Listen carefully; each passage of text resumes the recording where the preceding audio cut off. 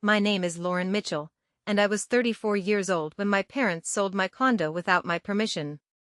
2 weeks before my younger sister Rachel's wedding, I got a phone call that didn't just catch me off guard, it shattered something I didn't even realize I'd been holding together my entire life.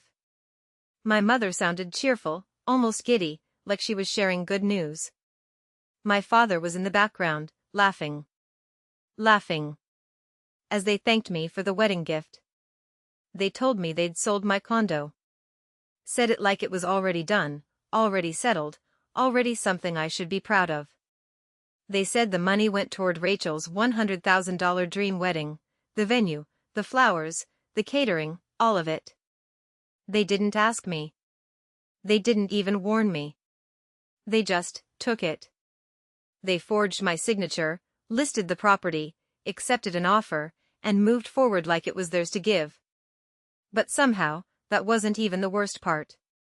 The worst part was finding out my sister had been taking credit for something I'd been quietly doing for years, something that had kept our parents afloat when they should have lost everything. Before I tell you what happened next, take a moment to subscribe to Women Reddit Stories, but only if you genuinely enjoy stories like this. And let me know in the comments where you're watching from and what time it is there. I always find that fascinating. To understand why that phone call broke something in me, I need to take you back to the beginning. In our family, Rachel was the one everything revolved around. I wasn't exactly invisible, but I was expected. Expected to handle things. Expected to adapt. Expected to be fine no matter what. Growing up in a quiet suburb outside Columbus, Ohio, meant you learned your role early whether anyone said it out loud or not. Rachel was 3 years younger than me, bright, outgoing, the kind of kid who could walk into a room and instantly make people smile. My parents adored that about her. They didn't say they loved her more. They didn't have to. It showed in the way they invested in her. When I was 11, I wanted to join the school's art program. I remember bringing home the form, explaining how much it meant to me, how the teacher said I had real potential. My mom barely glanced at it before shaking her head. "It's too expensive right now, Lauren. Maybe next year." 2 months later, Rachel got enrolled in a private dance academy across town. Classes twice a week, costumes, competitions, the whole thing. When I asked about it, my dad gave me that familiar look, the one that always made me feel like I'd done something wrong just by speaking. "Your sister is more sensitive," he said. "She needs this. You're stronger. You'll be okay without it." That became the pattern. Not just once, but over and over again. When I got accepted into a summer academic program in high school, I was told we couldn't afford the travel expenses. That same summer, Rachel got a brand new car for her 16th birthday. When I brought it up, just once, my mom sighed like I was being unreasonable. "Why can't you just be happy for her?" So I learned. I learned to stop asking. I learned to stop expecting. I learned that every time I needed something, it somehow became a burden, but when Rachel wanted something, it became a priority. By the time I graduated from college, the first in my family to do so, I didn't even expect them to show up. And they didn't. They had a last-minute conflict, something about helping Rachel move into a new apartment in Chicago that they co-signed for because her credit wasn't strong enough. I walked across that stage alone. Smiled for photos with friends whose parents were there cheering, hugging, celebrating. Later that night, my mom called. "We'll celebrate when you come home for Thanksgiving," she said casually. "Rachel really needed us this weekend." I told her it was fine. Because by then, that's what I always said. It's fine. Years passed, and I built my life the only way I knew how, independently. I worked long hours, saved aggressively, skipped vacations, turned down nights out, all so I could afford something that was completely mine. At 30, I bought a condo in downtown Columbus. It wasn't huge, just under 900 square feet, but it was mine. Every inch of it represented years of discipline and sacrifice. The hardwood floors, the small balcony overlooking the street, the kitchen I'd slowly upgraded piece by piece, it all meant something. The day I got the keys, I called my parents, hoping maybe, just maybe, this would be different. "That's nice, honey," my dad said. "Does it have a guest room?" "Rachel's thinking about moving back for a bit." "No congratulations. No pride. Just, how it could serve her." "Lauren's always been independent," my mom liked to say. "She doesn't need as much." I used to think that was a compliment. It took me years to understand what it really meant. It meant they didn't have to show up for me. And I let it happen. I told myself it was easier this way, that being the reliable one, the low-maintenance one, the strong one, that it made me better somehow. That meant I didn't need what Rachel needed. But independence, when it's forced on you, doesn't feel like strength. It feels like being left behind. A few years after I bought the condo, my parents asked if they could hold on to some of my important documents. Property papers, insurance files, things they said would be safer in their home than in my apartment. I didn't hesitate. They were my parents. I trusted them. That decision would end up costing me more than I could have ever imagined. Because 3 years before Rachel's wedding, everything in our family started to quietly unravel. My dad had always believed he had a good instinct for business. He talked about investments like they were opportunities waiting to be seized, like he just needed one good break to turn everything around. When an old friend pitched him on a real estate development project in Nevada, he didn't just invest a little. He invested everything. Their retirement savings. The equity in their house. Every dollar they had built over decades. 6 months later, the project collapsed. The developers disappeared. The entire thing turned out to be a scam. My parents were left with a mortgage they couldn't afford and a foreclosure notice taped to their front door. I didn't find out because they told me. I found out because of a letter. It showed up in my mailbox by mistake, a final notice from the bank, stamped urgent, outlining missed payments and legal action if the balance wasn't resolved. I remember standing in my kitchen, reading it over and over again, my chest tightening with every line. I called the bank that same afternoon. And without telling anyone, without telling my parents, without telling Rachel, I set up automatic payments from my account. $2,300 every month. I didn't do it because they asked. They didn't even know I knew. I did it because I couldn't stand the idea of them losing their home. And just like everything else in my life, I handled it quietly. I told myself it was temporary. Just until they got back on their feet. Just until my dad figured something out or my mom picked up extra hours or Rachel, for once, stepped in to help. I told myself a lot of things in those early months, mostly to make the numbers feel less heavy when I looked at my bank account. $2,300 every month. At first, it was manageable. Tight, but manageable. I cut back on everything that wasn't essential. No more takeout. No more weekend trips. I canceled subscriptions, delayed upgrades, told friends I was just busy when they invited me out. I packed lunches, tracked every dollar, and watched my savings plateau instead of grow. But I didn't complain. I didn't tell anyone. I didn't want the recognition.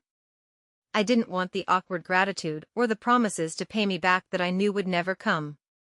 I just wanted to make sure they were okay. So I paid for it. Month after month, without missing a single one. What I didn't know was that Rachel had discovered my secret. It happened about 6 months in. She came over to my condo one evening, and said she needed a quiet place to finish a presentation for work. She'd just started a job at a marketing firm in Chicago, and she liked to talk about how demanding it was, how important her projects were, and how her boss relied on her. I let her use my laptop while I stepped out to grab groceries. It didn't cross my mind that anything about that decision would matter. But when I got back, she was still sitting at my kitchen counter, staring at the screen in a way that felt off. Too still. Too focused. "Everything okay?" I asked, setting the bags down. She snapped the laptop shut a little too quickly, then smiled, that same soft, practiced smile she'd used her entire life. "Yeah, just tired," she said. "Work's been insane." I didn't think much of it at the time. I never did. What I didn't see was the email confirmation still open minutes earlier. The bank receipt. My name. The amount. The account number. Everything she needed to understand exactly what I was doing. And instead of saying something to me, she said something to them. A few weeks later, my mom called me out of the blue. She sounded emotional, her voice thick like she'd been crying. "Your sister is incredible," she said. "We don't deserve her." I frowned, confused. "What do you mean?" "She's been helping us, Lauren. With the mortgage. Every month." We had no idea she was doing that. For a second, I didn't understand what I was hearing. My brain tried to catch up, to make sense of the words, but they didn't fit together. "Rachel?" I repeated. "Yes," my mom said, her voice full of pride. "She didn't even want us to tell anyone. She's been sending money from her salary, quietly taking care of us." Can you believe that? I stood there in my kitchen, the same kitchen where I'd been budgeting every dollar, where I'd skipped meals some nights just to make sure the payment cleared. And I said nothing. Because what was I supposed to say? "No, actually, that's me?" "No, your golden child is lying to you?" "No, the person you've always overlooked is the one keeping your house from being taken?" I opened my mouth, and then I closed it. "Yeah," I said finally, my voice steady in a way that surprised even me. "That's great." My mom let out a soft, emotional laugh. "We're just so proud of her. She's grown up so much." I hung up a few minutes later and just stood there, staring at nothing. It would have been easy to correct them. All I had to do was send a screenshot, forward an email, show them one of the bank statements with my name on it. It would have taken 5 minutes. But I didn't. Part of me told myself it didn't matter. The house was being paid. That was the important thing. Another part of me, the part that had been conditioned for years, whispered something else. "Don't make it a problem." So I stayed quiet. And Rachel didn't. She leaned into it. From that moment on, she didn't just accept the credit, she built on it. She told them she was sacrificing for them, that she was budgeting carefully, that she was doing everything she could to keep the family stable. She framed it like she was carrying a burden, like she was the one holding everything together. And my parents believed every word. They told people at church. They told neighbors. They told extended family. Rachel became the story they loved to share, the selfless daughter, the one who stepped up when things got hard. Meanwhile, I kept paying. 48 payments in total. 48 months of watching $2,300 leave my account like clockwork. 48 months of hearing my parents praise someone else for something I was doing. I didn't realize it then, but that lie, that single decision Rachel made sitting at my kitchen counter, would become the foundation for everything that came after. Because when she got engaged, everything escalated. Her fiancé, Daniel Brooks, was exactly the kind of man my parents had always hoped she'd end up with. Polished, confident, from a well-established family in Cincinnati. His father owned a successful chain of medical clinics, and his mother was deeply involved in charity work, the kind that got your name on plaques and invitations to exclusive events. They had money. Real money. The kind of money that made my parents sit up straighter when they spoke, that made them suddenly more concerned with appearances, with impressions, with how they were perceived. The first time Rachel brought Daniel home, I watched the shift happen in real time. My mom pulled out dishes she hadn't used in years. My dad wore a button-down shirt to dinner like it was a formal event. They laughed louder, smiled wider, agreed with everything Daniel said, even when it was clear they didn't fully understand it. "This changes things," my dad told me quietly that night, his voice filled with something I hadn't heard before. It wasn't just excitement. It was desperation wrapped in hope. Rachel's future is secure, he said. And that means, maybe ours can be too. I didn't respond. I just watched. Because I'd seen this before, not the exact situation, but the pattern. The way everything began to orbit around Rachel when something big entered her life. The way my parents recalibrated themselves to fit whatever narrative made her shine the brightest. The wedding planning started almost immediately. And not just any wedding. They wanted something grand. Something impressive. Something that would stand shoulder to shoulder with Daniel's family expectations. A venue downtown, hundreds of guests, custom floral arrangements, a live band, a catered menu that read like a five-star restaurant. The estimated cost climbed quickly. $60,000. Then $80,000. Then just over $100,000. Money they did not have. I overheard my parents talking about it one night when I stopped by their house unannounced. They were in the kitchen, voices low but urgent. Rachel can't keep paying the mortgage and cover wedding expenses, my mom said. It's too much. She's already doing more than enough, my dad replied. We need to find another solution. I stood in the hallway, listening, my stomach twisting. Rachel couldn't afford either. Not the mortgage. Not the wedding. But they didn't know that. Because she had made sure they never would. And somehow, without me realizing it yet, I had already become the solution they were looking for. I didn't know it at the time, but the decision had already been made. Not in a single moment, not in some dramatic conversation where they weighed right and wrong. It happened quietly, the way most things in my family did. Through assumptions. Through patterns. Through the unspoken understanding that I would adjust, that I would absorb, that I would make things easier the way I always had. A week after that conversation, my mom asked me a simple question over the phone. Hey, can you remind me what your condo is worth these days?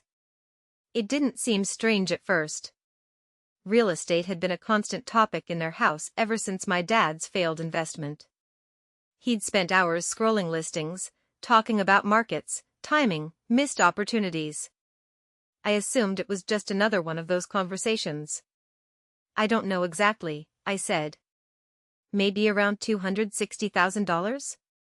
Why? Just curious, she replied quickly. Your father was asking. That should have been my first warning. But I let it go. Because that's what I did. I let things go. I didn't question, didn't push, didn't dig deeper than I was invited to. A few days later, she asked another question. Do you still have all your paperwork with you, or is it in our safe? Our safety, I repeated. Yeah, the one here at the house. Remember, you left your documents with us a couple of years ago? I nodded, even though she couldn't see me. Right. It should all be there. Good, she said, her tone light. Just making sure everything's organized. Again, I didn't think anything of it. Because I trusted them. That trust had been built over a lifetime of believing that, no matter what, there were lines they wouldn't cross. I was wrong.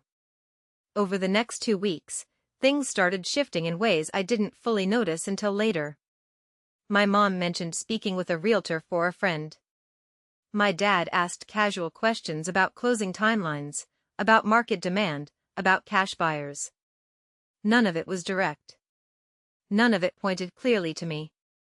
It was all just close enough to ignore. Meanwhile, I kept living my life the way I always had, working, paying bills, sending that monthly $2,300 without fail. The wedding invitations went out. The dress fittings were scheduled. Rachel sent me pictures of centerpieces and bridesmaid options, talking about color palettes and lighting like everything was perfectly under control. And every time I looked at her, every time I heard her talk about how stressful it all was, I felt something I couldn't quite name. It wasn't just frustration. It was something heavier. Something that had been building for years but never had a place to land. Still, I said nothing. Because that was easier. Because that was who I had always been. The quiet one. The one who didn't make waves. The one who handled things. That night, the night everything shifted, didn't feel significant at first. It was just another evening in my condo. I'd finished work late, heated up leftovers, and sat on my couch scrolling through emails. That's when I saw it. A notification from a title company. At first, I thought it was spam. Something generic, maybe a mistake.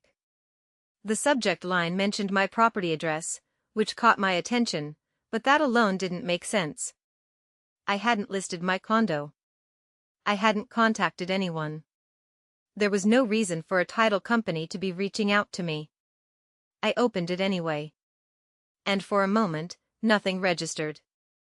My brain read the words, but they didn't connect. Purchase agreement. Seller, Lauren Mitchell. Buyer, Peterson Holdings LLC. Closing date scheduled. My name was there. My address was there. My condo. And a signature. My signature. Except it wasn't mine. I stared at the screen, my heart starting to pound in a slow, heavy rhythm that felt disconnected from everything else. It didn't feel real. It felt like I was looking at someone else's life, someone else's problem. I read it again. And again. And then I picked up my phone. I called my mom first. She didn't answer. I called my dad. Straight to voicemail. I tried Rachel. She picked up on the second ring. Hey, she said, her voice bright, casual. What's up? I swallowed, trying to keep my voice steady. Why am I getting emails about my condo being sold? There was a pause. Not long. But long enough. What do you mean? She asked. And in that moment, I knew. Because there wasn't any confusion in her voice. It was a calculation. Rachel, I said quietly, why is there a purchase agreement with my name on it? Another pause. Longer this time. Then she exhaled softly, like she was tired, like this was inconvenient. Mom and Dad were going to talk to you, she said. The room felt smaller suddenly, like the walls were closing in just a little. Talk to me about what? They figured it made sense, she continued, her tone shifting into something almost rehearsed. It's just a condo, Lauren. You'll get another one. You always do. Something in my chest tightened. It's just a condo? I repeated. They needed the money, she said. For the wedding. And everything else. You know how much pressure they're under. I stood up without realizing it, pacing slowly across my living room, my hand gripping the phone tighter than I meant to. So you knew, I said. Of course I knew, she replied. I've been helping them this whole time. The words landed differently now. Helping them. I thought about the bank statements. The payments. The years. You mean you've been taking credit, I said, my voice quieter now, steadier in a way that felt unfamiliar. She didn't respond to that. Instead, she shifted. Look, Lauren, you're overreacting, she said. This is what families do. We support each other. By forging signatures? I asked. Another pause. They had the documents, she said finally. You gave them access. It's not like they broke in. I stopped pacing. Because there it was. The justification. The logic that made it okay in their minds. You sold my home, I said. It's not like you can't recover, she replied. You've always been fine on your own. That word again.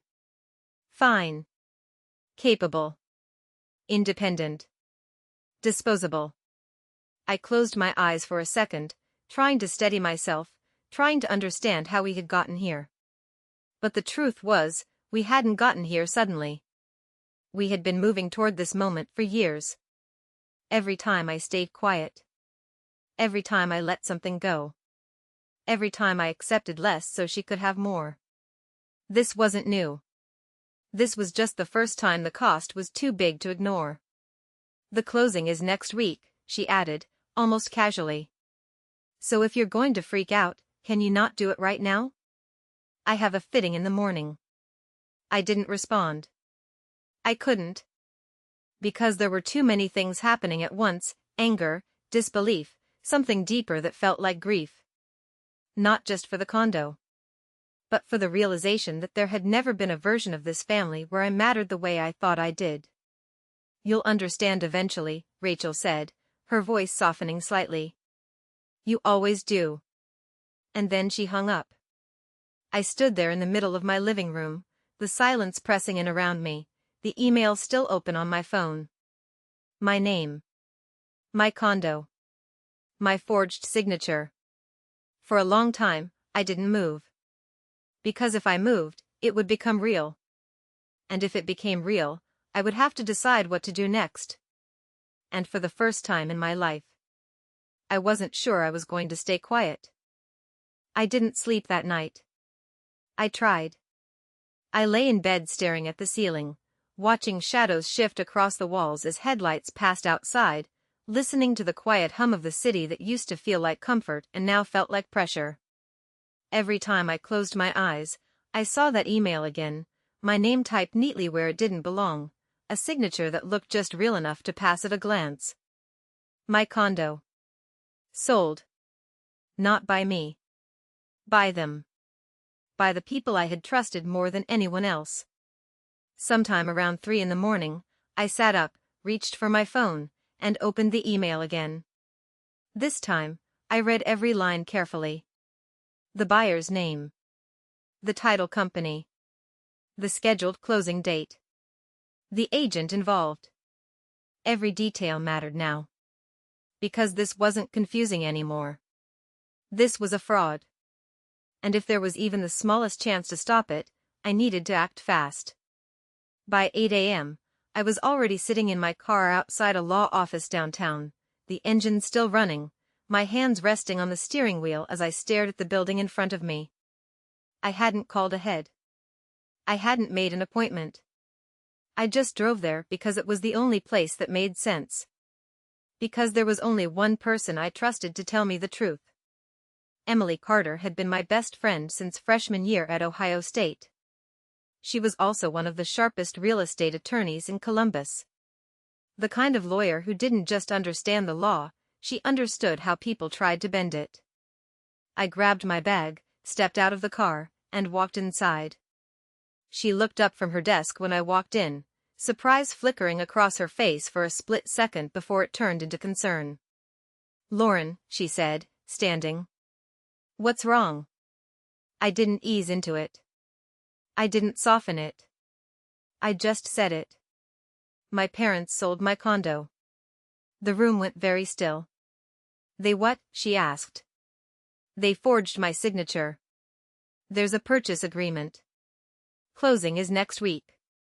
Her expression changed instantly, the warmth gone, replaced by something sharp and focused. She motioned for me to sit, already reaching for her laptop. Show me everything, she said. I handed her my phone. She read the email once. Then again. Then she leaned back slightly, her jaw tightening.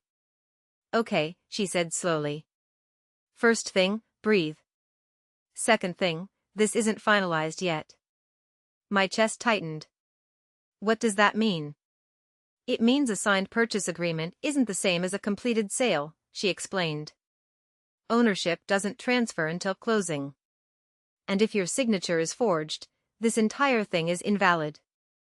Invalid. The word hit differently than anything else had so far. So they can't actually sell it? I asked. They can try, she said. But legally? No. Not without your real authorization. For the first time since that phone call, something shifted inside me. Not relief. Not yet. But something close to it. Emily turned the laptop toward me, already pulling up public records tied to my property. There's a flag here, she said, pointing at the screen. The title company noted a discrepancy in the signature. It didn't match prior records exactly, so they marked it for review. My breath caught. So they noticed? They noticed something, she said. Which is good. It buys us time. Time. That was all I needed. What do I do? I asked. She didn't hesitate. We stop the sale, she said. Immediately. I'll contact the title company, notify them that the signature is fraudulent, and put everything on hold. And my parents? I asked quietly. Emily met my eyes, her expression steady. That part is up to you, she said. Because what did they do? It's not just unethical. It's criminal. The word hung in the air between us. Criminal. Forgery. Fraud. Identity theft. Words I had never imagined attaching to my parents. You could press charges, she continued. And if you did, there's a strong case here. I looked down at my hands, my fingers curling slightly against my knees. Press charges. Against my own parents. The people who raised me. The people I had spent years protecting, supporting, sacrificing for. The same people who had laughed while telling me they sold my home. I started, then stopped. Because I didn't know what I wanted. Justice? Closure? An apology? None of those felt big enough for what had just happened. Emily watched me carefully, then softened just slightly. We don't have to decide that today, she said. Right now, we focus on stopping the damage. I nodded slowly. Okay. She turned back to her computer, already typing, already moving faster than I could think. Now, she said after a moment, there's something else you need to understand. I looked up. I've been looking into your parents' financial situation, she said. Not deeply, just enough to get context. And there's something that doesn't add up. My stomach tightened. What? She hesitated for a fraction of a second, like she was choosing her words carefully. Your mom mentioned to someone, casually, that Rachel has been covering their mortgage for years, she said. She was bragging about it. Everything inside me went still. What did you say? I asked. She said Rachel's been paying their mortgage every month, Emily repeated. That she's been keeping them afloat. My hands started to shake. That's not possible, I said. Emily frowned slightly. Why not? Because I've been paying for it, I said, my voice quiet but firm. For 4 years. Every single month. It comes out of my account. Every statement has my name on it. There was a pause. A long one. Emily leaned back in her chair, studying me in a way she never had before, not as a friend, but as someone piecing together something bigger. Lauren, she said slowly, are you absolutely sure? I let out a breath that felt heavier than anything I'd carried in years. I have every record, I said. Every payment. Every confirmation email. It's all me. Another pause. Then she nodded once. Okay, she said. Then Rachel has been lying to them. The words didn't shock me. Not really. Because deep down, I already knew. What shocked me was how long it had been happening. For years. For years of her taking credit. For years of my parents praising her. For years of me staying silent while someone else rewrote my story. I looked down at the floor, my thoughts moving faster now, connecting pieces I hadn't even realized were separate before. The pride in my mom's voice. The way my dad talked about Rachel like she was the one holding everything together. The way Rachel never once corrected them. Not once. She knew, I said quietly. Emily didn't interrupt. She saw my email confirmation years ago, I continued. She knew exactly where the money was coming from. And she used it. Emily exhaled slowly. That's not just a lie, she said. That's a strategy. I looked up at her. A strategy? I repeated. She built a narrative, Emily said. One that made her look indispensable. Selfless. Reliable. And your parents believed it because it fit what they already wanted to see. The words landed harder than anything else had so far. Because they were true.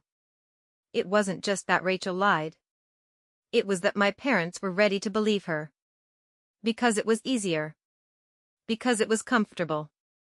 Because it didn't challenge the roles we had all been playing for years. I leaned back in my chair, my mind racing. The condo. The forged signature. The mortgage. The wedding. All of it connected now in a way it hadn't before. They didn't just think Rachel was supporting them. They thought she was sacrificing for them. And because of that, they felt justified taking from me. They really believe she's been paying, I said. Emily nodded. And if that's the case, she said carefully, then in their minds, she's already done more than enough. Which means they probably see what they did to you as balancing things out. Balancing things out. I almost laughed. Not because it was funny. But because it was so completely twisted it barely felt real. They sold my home, I said. And they think it's fair, Emily replied. The room fell quiet again. But this time, the silence felt different. Not heavy. Not suffocating. Clear. For the first time, I wasn't confused about what was happening. I understood it. And once you understand something like that, you can't unsee it. I straightened slightly in my chair, my hands no longer shaking. Emily, I said. Yeah? I need everything, I told her. Every document. Every record. I want proof of every payment I've made. I want timelines. I want copies of anything that shows what they did. Her eyes sharpened again. You're planning something, she said. I met her gaze, steady. For the first time in my life, I said, I'm not going to let this go. And in that moment, something inside me shifted completely. Not anger. Not even revenge. Something quieter. Stronger. I was done being the one who stayed silent. And they had no idea what was coming next. Emily didn't waste time. By the end of that day, she had already contacted the title company, formally flagged the transaction as fraudulent, and requested an immediate hold on the closing. She explained the situation in precise legal terms: unauthorized sale, forged signature, ownership dispute, the kind of language that made people stop and take things seriously. Within hours, the process was frozen. Just like that. The sale of my condo, my home, was no longer moving forward. But my parents didn't know yet. They were still planning a $100,000 wedding with money they thought was already secured. They were still calling vendors, confirming details, making promises based on something that didn't exist. And Rachel? Rachel was still walking around like everything was exactly as it should be. Emily and I sat across from each other in her office as she spread the documents out across the table. Bank statements. Payment confirmations. Email receipts. 48 months of proof, highlighted and organized with the kind of precision only someone like her could pull together in a single day. 48 payments, she said, tapping the stack lightly. Every single one from your account. Same amount. Same date range. No gaps. I stared at the papers, my name printed across every page. Lauren Mitchell. Not Rachel. Me. That's over $110,000, Emily added quietly. The number settled into the room, heavy and undeniable. Almost exactly what they were trying to spend on the wedding. I let out a slow breath. She knew, I said again, more to myself than to her. She knew exactly what she was doing. Emily nodded. She didn't just lie, she said. She maintained the lie. That takes intention. I picked up one of the statements, my fingers brushing over the printed numbers like I needed to physically confirm they were real. "This wasn't a misunderstanding," I said. "No," Emily agreed. "It wasn't." For a moment, neither of us spoke. Because there was something about seeing it laid out like that, not just remembering it, not just feeling it, but seeing it in black and white, that made everything sharper. Clearer. Final. "You understand what happens if you bring this out publicly, right?" Emily said after a moment. I looked up. "You're not just exposing your parents," she continued. "You're exposing Rachel. In front of her fiancé. In front of his family. In front of everyone." I held her gaze. "I know. And once you do that," she added, "there's no taking it back." I thought about that. About the wedding. About the room full of people who believed a version of my family that didn't exist. About Rachel, standing there in white, smiling like she had earned everything she had. And I felt something settle inside me. Not hesitation. Not fear. Clarity. "They deserve to know the truth," I said. Emily studied me for a long second, then nodded. "Okay," she said. "Then we make sure you're ready." That night, I went home and started digging. Every email. Every message. Every interaction I'd ever had with my parents about money, about my condo, about trust. It didn't take long to find what I was looking for. 2 years ago, when they first asked to keep my documents in their safe, I had hesitated. I remembered that moment clearly now, the small flicker of doubt I had brushed aside because trusting them felt easier than questioning them. My mom had sent me a message that day. "Don't worry, honey. We're just keeping everything safe. You know we'd never do anything without asking." I stared at that sentence for a long time. Then I found another one. From my dad, a few weeks later. "Your property is yours. We would never touch it without your permission. It's just for safekeeping. Trust us. Trust us." I almost laughed. Instead, I printed both emails. Added them to the growing folder. Then my phone buzzed. It was a message from Emily. "I forgot to mention something earlier," she wrote. "You're still in your family group chat." I frowned slightly, typing back. "I muted that years ago." "I know," she replied. "But you were never removed." And neither was I. I sat up a little straighter. "What do you mean?" I typed. "When I helped your mom with her will a few years ago, she added me to the chat. They must have forgotten I was still there." A second later, another message came through. A screenshot. I opened it. And everything inside me went still. The message was from Rachel. Dated 3 weeks ago. Right around the time my parents had started asking questions about my condo. "Don't worry about Lauren's place," she had written. "She won't make a fuss. She never does." I read it once. Then again. Then a third time, slower. "She won't make a fuss. She never does." The words didn't just hurt. They landed with a kind of precision that only comes from being completely understood. Because she wasn't guessing. She knew me. She knew exactly how I had always responded. She knew I would stay quiet. That I would absorb it. That I would make it easier. And she used that. I sat there, staring at my phone, something shifting inside me again, but this time, it wasn't just clarity. It was resolve. "She counted on me staying silent," I said out loud, even though I was alone. My reflection stared back at me from the dark window across the room. But I didn't look the same. Because for the first time, I wasn't thinking about how to fix this quietly. I wasn't thinking about how to protect them. I wasn't thinking about how to minimize the damage. I was thinking about truth. About accountability. About what it would look like to stop being predictable. I printed the screenshot. Added it to the folder. Then I sat down on my couch, The stack of documents spread out in front of me like pieces of something I was finally starting to understand. Emily had given me 3 options earlier that day. Go to the police now. Wait until after the wedding. Or confront them publicly before everything was finalized. At the time, it had felt overwhelming. Now, it didn't. Because there was only one option that made sense. If I waited, they would control the narrative.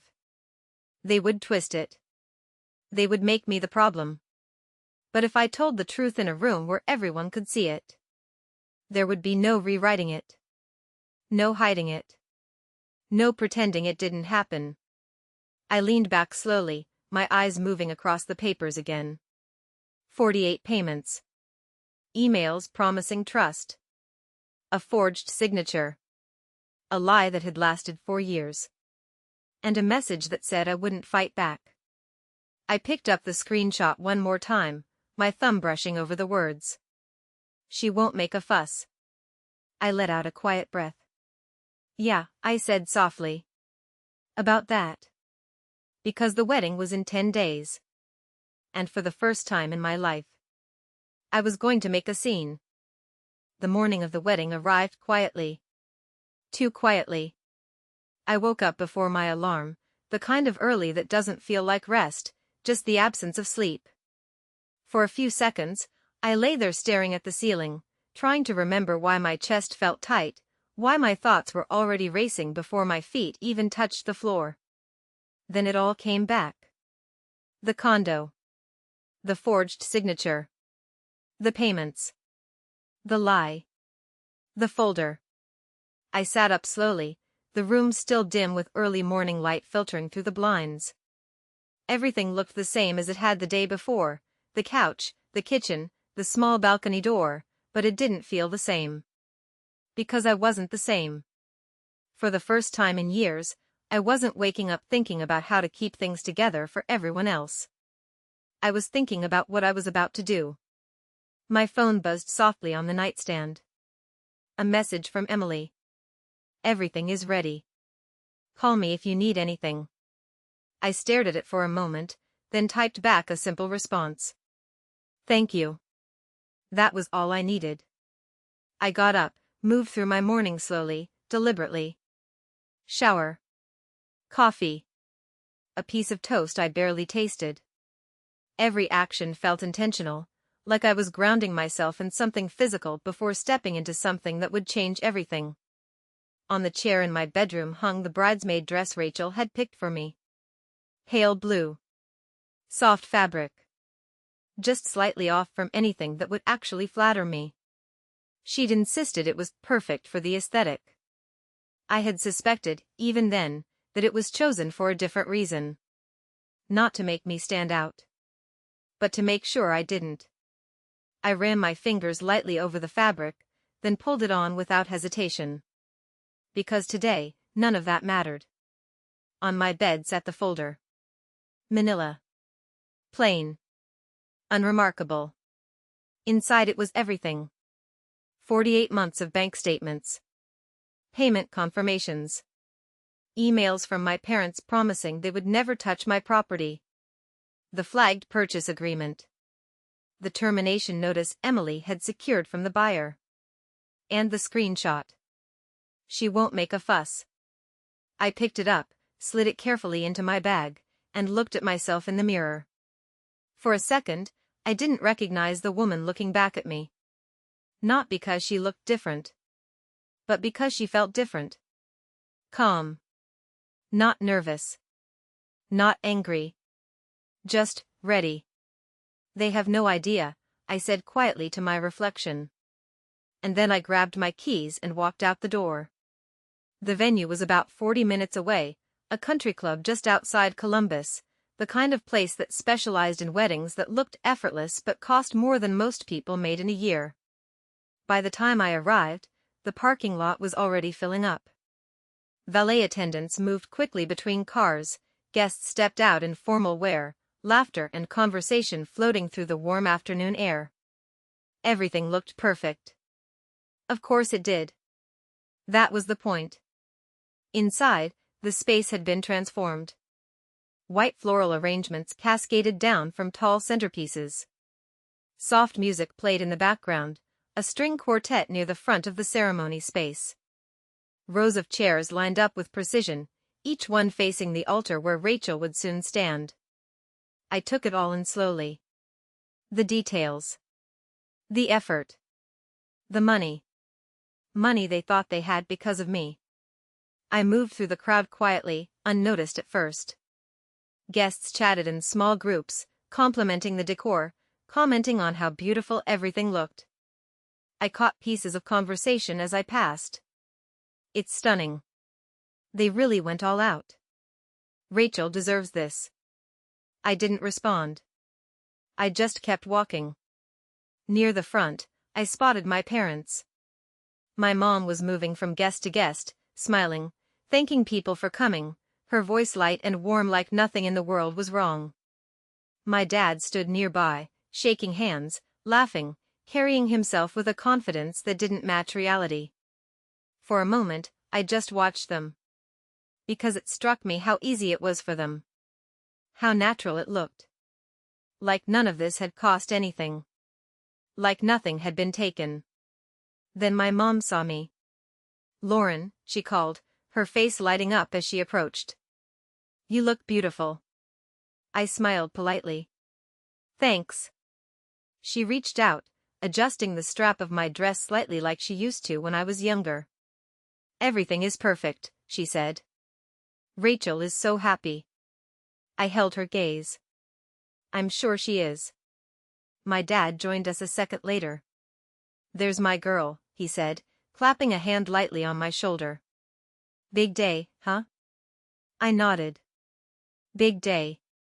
Neither of them mentioned the condo. Not a word. Not even a hint of acknowledgement. Because in their minds, it was already done. Across the room, I caught sight of Rachel. She was surrounded by bridesmaids, her white dress catching the light in a way that made her look almost unreal. Perfect hair, perfect makeup, perfect smile. She saw me. And for a second, something flickered across her face. Recognition. Awareness. Then it was gone. Replaced with that same familiar expression, calm, composed, in control. She gave me a small wave. Like everything was normal. Like nothing had happened. I didn't wave back. I just looked at her.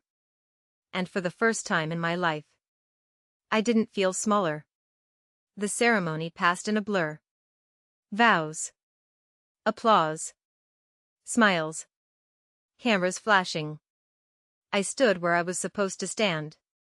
Walked when I was supposed to walk. Played my role exactly as expected. Because timing mattered. And this wasn't the moment. The reception was held in the main ballroom. By the time guests were seated, the room had transformed again, soft lighting, elegant table settings, a band setting up near the stage. The energy had shifted from formal to celebratory, the air filled with conversation and anticipation. I sat at the family table, my bag resting at my feet, the folder inside feeling heavier now than it had that morning. My parents were glowing. Rachel was radiant. Daniel stood beside her, his hand resting lightly at her back, smiling at guests as they approached to congratulate them. Everything looked exactly like it was supposed to. That was the illusion. And then my dad stood up. He picked up his glass, tapping it lightly to get everyone's attention. The room quieted.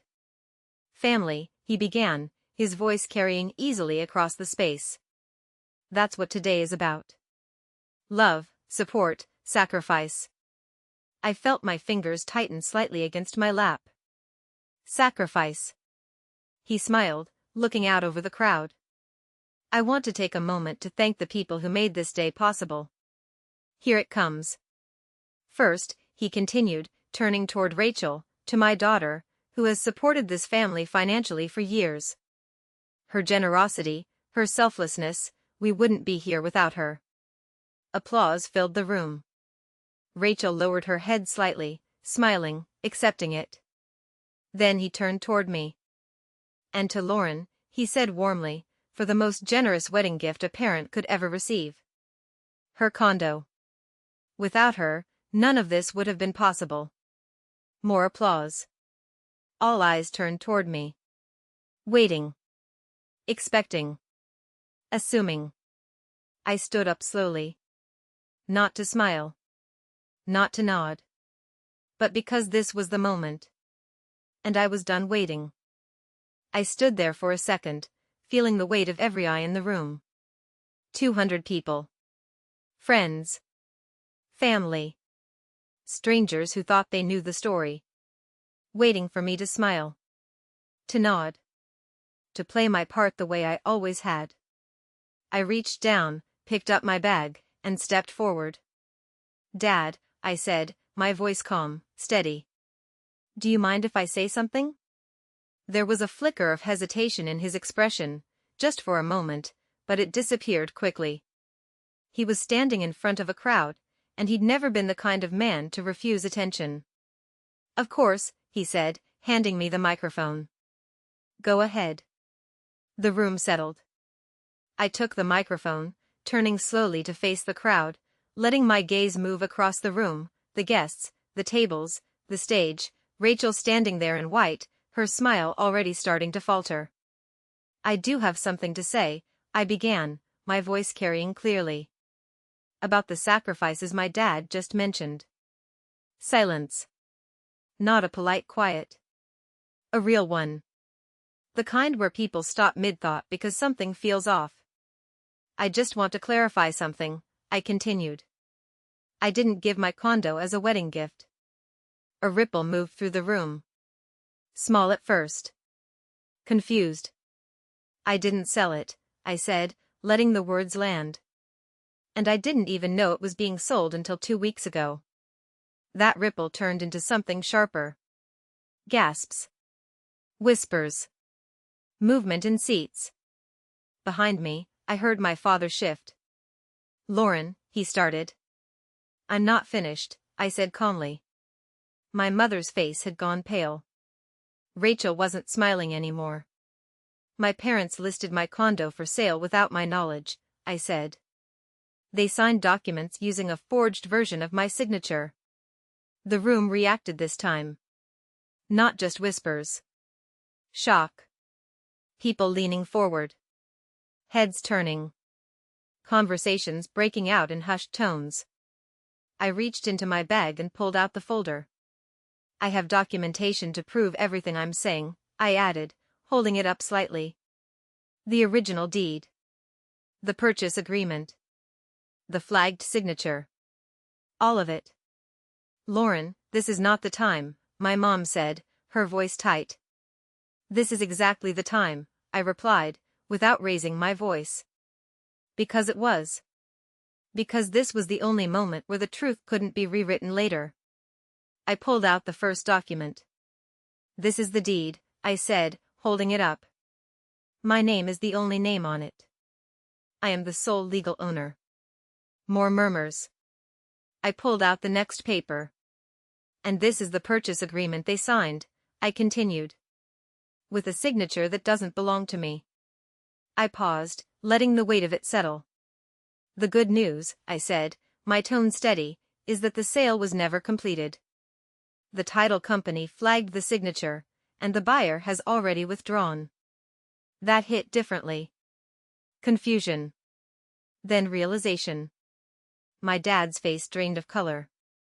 "The transaction is void," I finished. "The condo is still mine."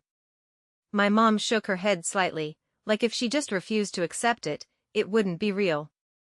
"That's not possible," she whispered. "It is," I said simply. Rachel stepped forward then, her voice shaky. "Lauren, please." I turned to look at her. And for the first time, I didn't see my sister. I saw someone who had built an entire version of reality on top of a lie. "I'm not done," I said.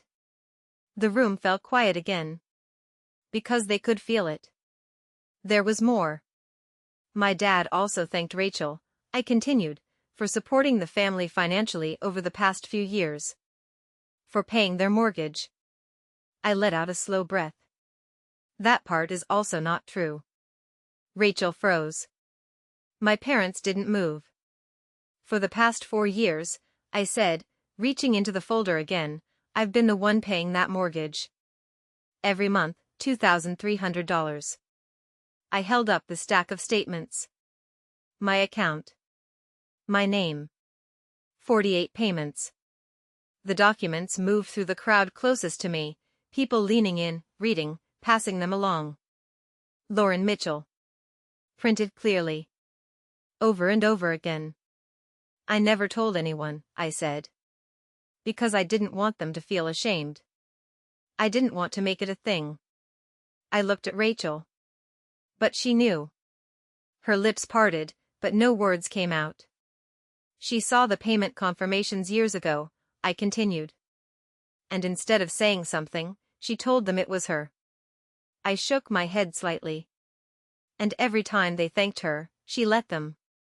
The room had gone completely still again. Not confusion this time. Understanding. Daniel stepped back from Rachel slightly, his expression changing in a way that was impossible to ignore. You lied, he asked quietly. Rachel reached for him. I can explain. For 4 years, he said. She didn't answer. Because there wasn't an answer. I turned back to the room. I'm not saying this to embarrass anyone, I said. I'm saying it because I'm done being the one who stays quiet while someone else takes credit for my life. My voice didn't shake. Not once. I paid over $110,000 to keep my parents in their home, I continued. And they repaid that by trying to take mine. I let that sit. Because it needed to. As of today, I added, I'm no longer making those payments. My dad took a step forward, his voice breaking. Lauren, you can't. You tried to sell my home, I said, meeting his eyes. Without asking. He didn't have a response. None of them did. I lowered the microphone slightly. I loved you enough to protect you, I said quietly. For years. Without recognition. Without thanks.